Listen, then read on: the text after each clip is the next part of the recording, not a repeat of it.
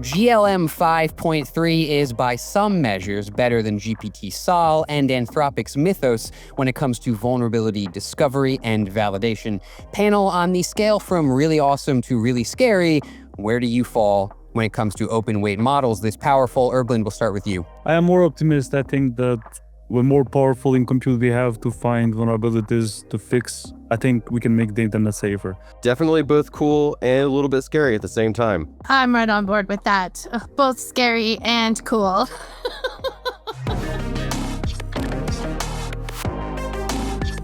Hello and welcome to Security Intelligence, IBM's weekly cybersecurity podcast where our expert panelists turn the biggest industry news stories into practical takeaways that you can use. I'm your host, Matt Kosinski, and joining me this week, as you've seen, we've got Erblind Morina, X-Force Principal Incident Response Consultant. We've got Kimmie Farrington, Security Detection Engineer, and Patrick Fussell, X-Force Red Adversary Services Lead. Today, we're going to be talking about context bombing and some social engineering attacks that target Black Hat attendees. But first, we're going to keep the conversation of GLM 5.3 going. Viewers might remember about a month ago, we covered 5.2 when it made some waves with how powerful it was. The latest version of this model has advanced in terms of cybersecurity capabilities even faster than expected, according to ZAI, the makers of the model. Now, the interesting thing about GLM 5.3 is that the advances were made through post-training, right? They didn't pre-train the model. They just took GLM 5.2, trained it across more tasks and environments, and bam, they got GLM 5.3.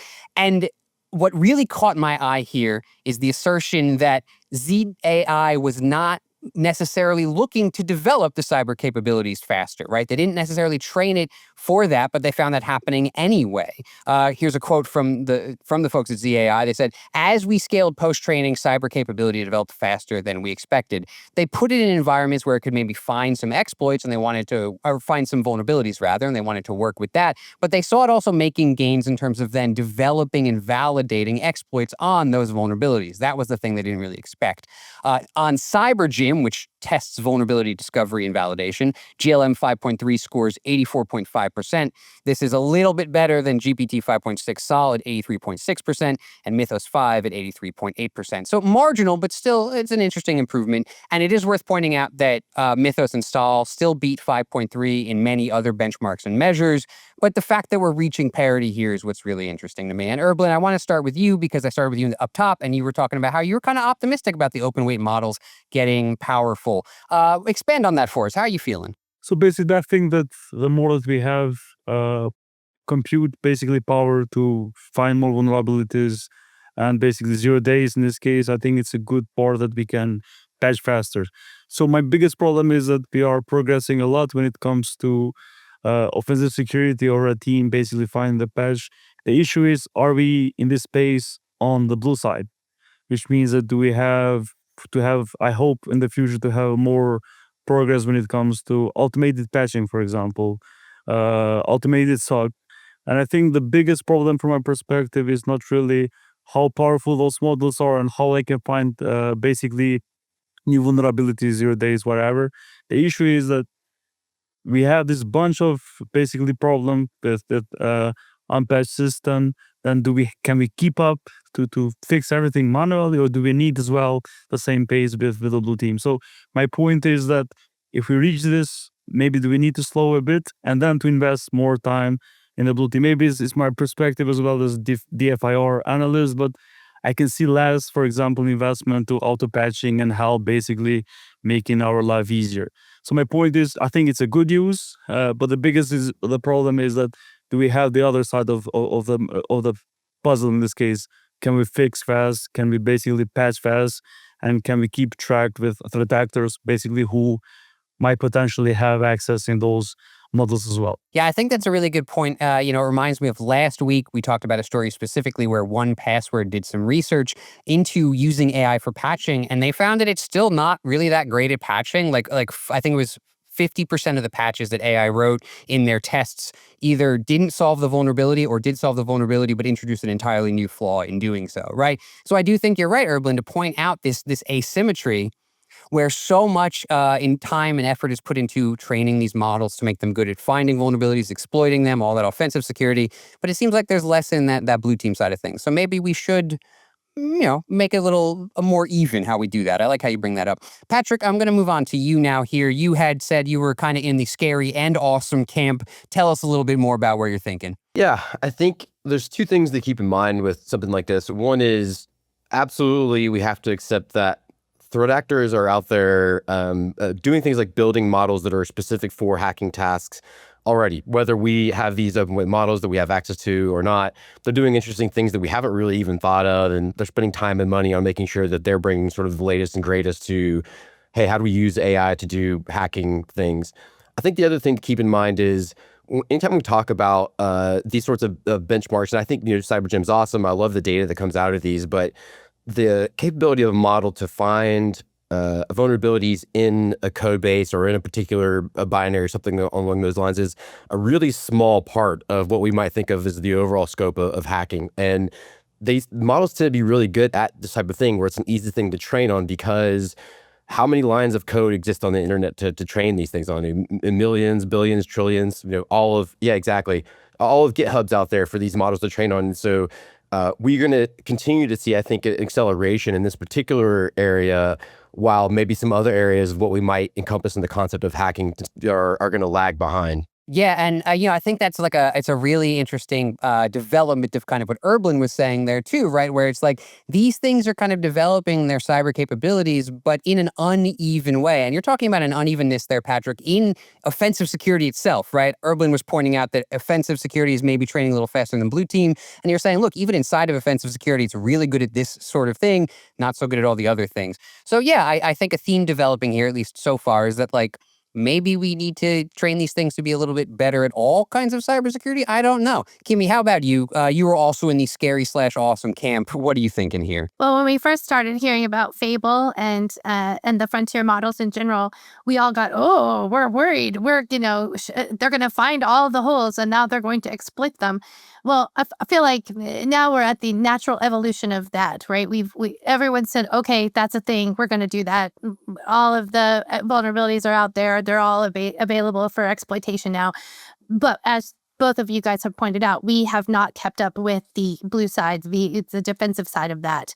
And a large part of that is just because you can imagine all day long what kind of things you could be abusing, but you can't make enough doors, right? You can't block enough places and enough things to make enough difference right now. So yes, we need to be working on our cyber capabilities from the defensive side, using AI to look for these things. And I think that's why the prompt injection conversation that we're about to have will be perfect as part of this, right? Absolutely. Yes, I do think you're right. There's a really nice match there. But before we move on to that, I certainly have my takeaways from listening to you folks about how a more even approach to developing cyber capabilities might be a good thing. But I don't want to put words in your mouth. So to close out this segment, I just want to do another little roundtable with you. What would you like to see us do to maybe help these things develop more evenly? Or maybe you'd like us to see us do something completely different. I don't know. Erblind, what would you like to see happen in the AI cybersecurity kind of model training space going forward? I definitely wants to make the CISO life easier. So basically you have a bunch of patches, like Tuesday patch, numbers are increasing. So we really need basically more compute, more AI agents to basically patch those and make it more automated. So, and then as maybe information security guys or cybersecurity more to basically guide and help, but we need more compute to do basically the job that the other red team, for example, or on this case, this model is doing, and it's super fast paced comparing to, I don't know, going there, making everything manually, patching everything. So I hope we can make our life easier with AI as soon as possible. Patrick, how about you? What are your kind of takeaways here for organizations, defenders? I think that we have to start with acknowledging that when a new technology comes out, it's going to swing in favor of the attackers because they are going to adopt and move at a faster pace because they're not encumbered by all the things that our defenders have to deal with. And so I think, though, we have to say there is nothing that we can do to control the pace of development of these models and what they contribute to the offensive side. It's going to happen. And so, kind of maybe jumping off of what Erblind was saying, what we need to be doing is thinking, how do we adapt and think in novel and new ways about what AI brings to our defenders and ways to leverage, have all these smart people who are doing all these things think of new and innovative ways to apply that same technology. Yeah, I love that. And it reminds me of something that Jeff Kroom often says, which is that, we can come up with all the rules we want for how we should or shouldn't use AI. The bad guys don't follow the rules. That's what makes them bad guys, right? So instead of worrying about, should the model do this, should the model do that, I like what you're saying, Patrick, which is just you know what, you're a cybersecurity pro, you're a defender, use the model, figure out what you can do with it to keep up. Worry maybe a little bit less about what should or should the models do. I don't know. Kimmie, close it out for us here. What are your thoughts in terms of takeaways for orgs? I definitely think that we need to patch faster. And how to do that? Use AI. How do we do that? I don't know exactly, but we'll figure that out. But also, I think we need to move even further up the supply chain in our own processes and be better at building in security. Right? If you're using AI to code for something, then make the AI think about all the ways that it could potentially be vulnerable, and then write your code so that it's not vulnerable. And that's my take on it. Yeah, a couple weeks ago, I was discussing the OWASP Top 10 for LLMs on this show with Ryan Anschutz and Seth Glasgow. And we were talking a lot about that very same thing, Kimmie, which is that if you look at the vulnerabilities in LLM systems, so much of it has to do with that supply chain. And so if you take that kind of supply chain-based approach, you can patch a lot of gaps that kind of escape our notice sometimes. But I've got to move us on to our next story here today, folks. Before I do, the viewers, the listeners, folks watching on YouTube, chime in, let me know what you're thinking about GLM 5.3, about open weight models in cybersecurity. Are you using them? Are you scared of them? I do read, I do respond. I love to hear from you folks. But our next story this week, context bombing. Researchers at Tracebit have developed a technique for using prompt injections as a defense mechanism. Yes, this is prompt injections, but for a good cause. Basically, it works like this. You put malicious prompts alongside the assets that a malicious AI would likely be after if it got into your system, right? Next to your secrets, your passwords, cryptographic keys, whatever. And the prompts are things that a model's guardrails would likely forbid, like asking for help developing a biological weapon or something. Tracebit researchers found that when the attacking models ran into these prompts, they pretty reliably would just shut down and stop trying to hack anything. The technique was tested on Opus 4.8, Gemini 3.1 Pro, GLM 5.2, the old GLM, DeepSeek 4 Pro, and Kimmie 2.6 across 152 attacks. They found that instances of models getting onto any attack path at all dropped from 91% to 15%. And the average successful attack path completions per run went from 1.5 to 0.16. So pretty dramatic decline there. Patrick, as our kind of offset guy, I'd love to get your thoughts here in terms of what do you think about a use of prompt injections as defense like this? Is just neat research, or do you see some real application for something like that? So just like Kimmie, I was sort of thinking ahead as we were talking about the last topic, and I think this is a great example of someone thinking a little bit further ahead of how are we trying to get ahead of the attacker. And it's the natural arms race, right? The attackers do one thing, and then the defenders have to figure out how do we encompass that and prevent it in the future. The concept to me just rings a little bit of honeypot, which is a really cool approach to how do we make sure that we're not letting attackers past a certain point in our network or in our sort of overall defensive structure.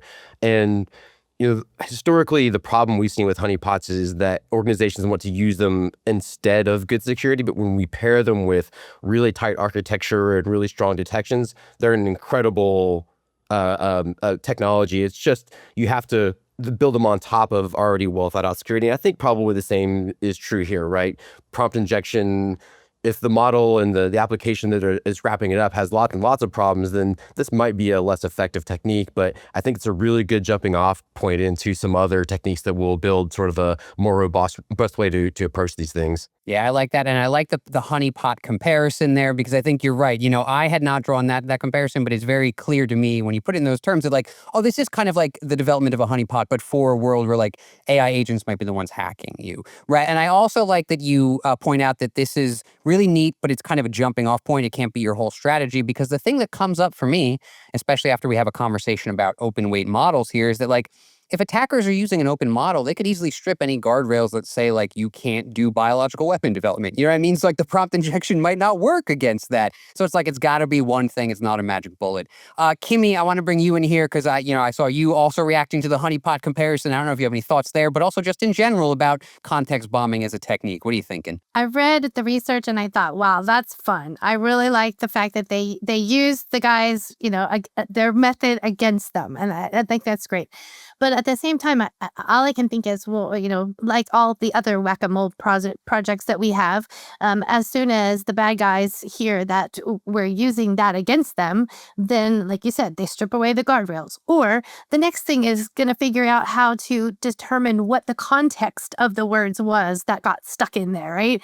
If that prompt injection is recognized as a prompt injection and not something that should have been contextually part of this original text, then maybe the models will say, nope, I'm not going to listen to that, So I don't know where we're going to go with this, but I thought that was a fun technique, at least, to hit them back with. And no, that is a really good point too, because prompt injections, they get a ton of focus because they are such kind of pernicious attacks to deal with. But it is worth noting that like as we develop ways to respond to and protect our own systems from prompt injections, attackers could adopt those to defend themselves from like context bombing. You know what I mean? So like this is like pure arms race in like the most like basic sense of like who's going to be better at using the prompt injections. It's exciting. But yeah, also, who knows? Erblind, I want to bring you in here. What are your thoughts about context bombing, about everything that's come up so far? Where are you landing here? I absolutely love basically the discussion so far, and I fully agree. And I wanted to see it more from other perspective, how even though it's new technology, we are going back to techniques that were used in World War II, for example, deception in this case. And I think, therefore, I just wanted to highlight what I said earlier. We need more people into AI. We need more blue team. We need more security, like classic, I don't know, like traditional way to think how we can basically improve the security, even the classic techniques, for example, like deception. So I went through the research. It's great. It's early. It's complex, for example, what we learned from honeypots and other technologies, but it's a hope. And therefore, the more we have basically defense in depth, different mechanisms to stop the attack, I think it's great and sounds great. And yeah, I hope we have more similar ideas to make AI safer. Yeah, and that just reminds me of what's kind of become the show's unofficial slogan over the year we've been running it, which is basically, we know how to fix this, right? Meaning that like the classic principles of security still apply in an AI era. It's just about applying them to that AI era, right? Like, so we're not starting from scratch. Like you said, Erblind, we can draw from even things we were doing in World War II to defend against one of the most cutting edge technologies out there. Patrick, circling back to you, I'd love if you have any thoughts on, you're talking about, context bombing has to be like at the beginning, a jumping off point. Any other thoughts in terms of like, what other kind of defenses would you recommend layering against an agent like this? Any thoughts there? Yeah, it's such a tricky one because there's a lot of context that comes in, right? So we think about prompt injection. Are we talking about an application that's, public facing, and like what are the components that lead into it, and what's the potential outcomes of it? But I think the thing that always occurs to me with something like prompt injection, or in this case, what we're talking about is AI attacking AI in a sense, right? Is that we're attacking at speed. And I think that in general, we see that a lot of blue teams aren't prepared, even just sort of defensively in general, aren't prepared to react to an attack at the speed that AI is bringing. And so if we're talking about defense in depth, I think the one element that we have to really change and slide, our little ruler on a bit more is, how do we think about the defenses that can react at the same speed that the AI can attack at? Yes. Mm-hmm, mm-hmm. That makes perfect sense. And I feel like that aligns exactly with what Erblind has kind of been saying throughout the episode, right? Is that like blue team needs more AI compute in there, needs more AI tools that help it respond to those attacks at machine speed. Folks, I got to move us along here, though, to our last story for the week. This is the post-Black Hat social engineering attacks. Huntress reports on a click fix campaign specifically targeting Black Hat and DEF CON attendees. It's not terribly sophisticated. It plays out the same way that many spear phishing attacks do. Scammer pretends to be someone important. In this case, it's CoinDesk VP. Reach out to the targets with some pretext, yada, yada, yada. In this case, it's pretending to invite you to another conference because you just went to this one. They send a document, and that document turns out to be malicious, using click fix techniques and fake encryption keys to try to trick the target into downloading malware. Now, the interesting thing for me here, again, isn't really the run-of-the-mill scam. It's who it's targeting, right? It's targeting cybersecurity pros specifically, fresh off of a conference. This seems like the people who are like least likely to fall for this kind of scam. So I don't know if it's just bad planning on the attacker's part. Kimmie, I'd love to get your thoughts on this. What do you think? Is this just a desperate scammer trying something, or is there more here that we need to worry about? What are you thinking? All I could think was that was dumb. I kept looking for the novelty in the attack, or trying to figure out what exactly they were up to. And as far as that goes, the novelty, as far as I could see it, was that they used a Google Doc and that they managed to use the sidebar as the place that they delivered the malicious activity into, which was new in and of itself. But otherwise, yeah, no, we get phishing attacks after conferences all the time, right? Oh, I met you at so and so, and I want you to come to my conference or whatever. So that part is pretty normal, but yeah, I was just looking for the novelty in the attack. I'm like, why would you do that? Yeah.